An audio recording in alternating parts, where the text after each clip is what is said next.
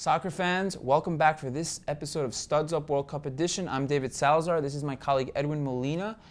And on this episode, we're going to go over yellow card, red card, and golden ball, which discusses our favorite plays, players, games, and our least favorite of this tournament to date. So, let's go with the red card. What do you got?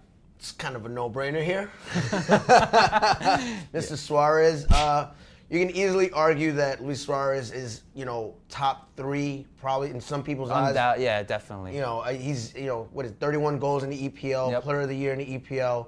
The man has a biting problem. No, he doesn't have a biting problem. He has a psychological problem. I mean, I don't know. I mean, people are already playing, couch psychologist. What is it? Is it armchair psychologist for Luis Suarez. And they're talking about whether he had something going on in his childhood or whatever. The problem is this. Animals bite. Little kids bite. Grown men should not be biting. And I know why he did it. He wanted Chiellini to blast him in the face and give him a penalty. We all know why he did it. But the fact that he actually felt that he needed to do that tells us that there's something wrong. And this is the third time. That's the thing with me. If it were one time, things happen. Twice, okay, dude, something's wrong.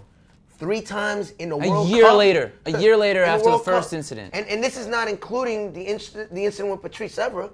Right. The whole racial incident. 4 straight years of controversy from this guy. And it's like at a certain point, if you're Liverpool, if you're Uruguay, I mean, the guy's obviously good if you're willing to put up with the headache. There's already rumors he's headed to Barcelona. 80 million euros they want to pay for this guy. That's what Barcelona wants, even after this incident. So obviously, market value has not been depreciated by this. No. But embarrassment. I'm sorry, you're never going to survive this. Everyone's going to remember this in infamy. That handball 4 years ago in South Africa, nothing to do with this. People are going to remember this. I mean, this tops Zidane in the headbutt. So, yeah. Who do you got for the yellow card? For the yellow card, I got to go with Portugal. They're not a good team. They're not a good team. Without Cristiano Ronaldo, this is a pathetic group. I mean, Nani is well past his best years, and he's still not that old. Pepe, he can't really do much from the back end. Obviously, they missed Fabio Contrao, but for example, Hugo Almeida, who didn't have a very good start to the tournament, his injury was actually a lot worse than people thought, because then they had to put in Eder, who, let's just be honest, he's a big guy, and that's all he is. No skill, nothing up here from a soccer standpoint. The only thing in this team has is Ronaldo, and when this team doesn't have Ronaldo anymore, I don't even know if they'll be qualifying for World Cups.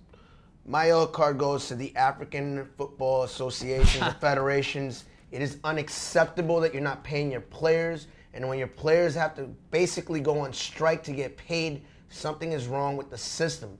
FIFA, step up, man, because this is unacceptable. These are world-class athletes that are expected to be paid in a timely fashion. You should not hold the World Cup hostage. It's not, as much as I like to blame the players, this is on the African FA, that they have to bring a private plane full of $3 million to pay the Ghana players, because they're like, we don't have to play. We can embarrass you that way. And maybe that's what's affecting them, because let's be honest with you, 2 African teams got out of the knockout rounds. Algeria was in an easy group, and Nigeria was in an easy group. But when a team like Ivory Coast underperforms, a team like Ghana, who looked disheveled in that last game, the African nations, they are still way behind the rest of the soccer world, and that's a sad thing to see. And that's on the FA. Again, when you run your soccer association like a third world banana republic, things like this are going to happen. FIFA needs to step in and figure this out. All right, golden ball. Let's do it. What was the best player, moment, or team so far at the group stage for you? I hate saying this. Honestly, Miguel Herrera. I think he's done... as a fan, I don't like El Tri. That's just, I'm Team USA, Team Honduras.